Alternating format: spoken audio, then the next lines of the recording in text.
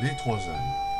Écrit et illustré par Baptiste, Xavier, Inès, Taïb, Chloé, Taïeb, Adam, Emre, Lisa, Manola, Zachary, Floriane et tous les autres.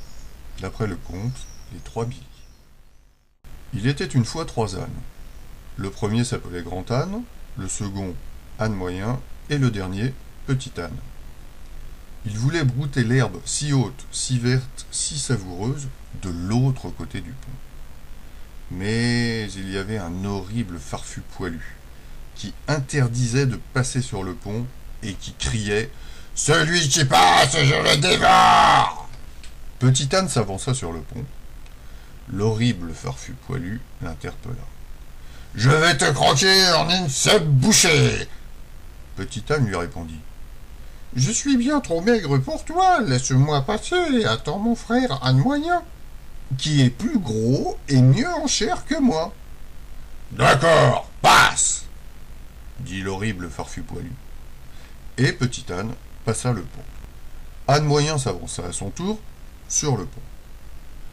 « Oh, qui trotte sur mon pont ?» hurla l'horrible farfu poilu.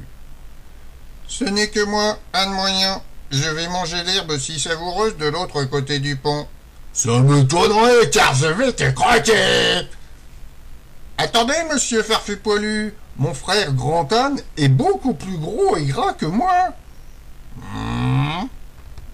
D'accord, dit l'horrible farfu poilu.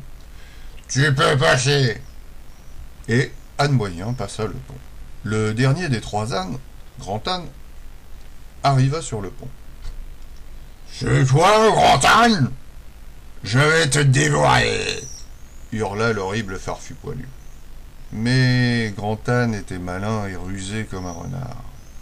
Il s'approcha de l'horrible farfu poilu, se retourna et lui donna 3 violents coups de sabot. Pa, pa, pa.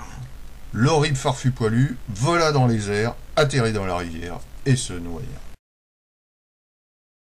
La prairie, si haute, si verte, si savoureuse, et il retrouva ses frères. Ils vécurent heureux.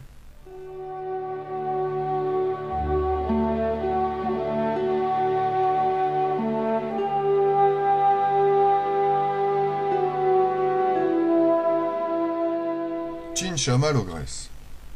Écrit et réalisé par Ethan, Bétoul, Lino, Pierre, Manel, Baptiste, Émeric, Nella, Liam, Pauline, Noah et tous les autres.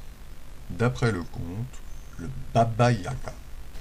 Il était une fois en Chine, une petite fille qui s'appelait Kalama. Un jour qu'elle se promenait dans une grande forêt, elle aperçut une drôle de maison juchée sur des pattes d'éléphant. C'était la maison de Chinchama l'ogresse. Kalama s'approcha de la maison, mais un singe à longue queue lui sauta dessus. La petite fille sortit vite une banane de son panier et la lui offrit. En la remerciant, le singe lui dit « Je te donne ce bâton.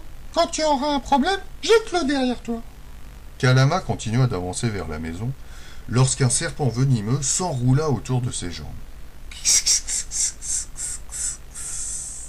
Elle sortit vite de son panier un morceau de viande séchée et lui offrit. En remerciement, le serpent lui dit « Je te donne ce foulard. En cas de problème, jette-le derrière toi. » Tout à coup, Chinchama l'ogresse sortit de sa maison. Elle invita Kalama à rentrer chez elle et lui dit « Viens par ici, ma petite.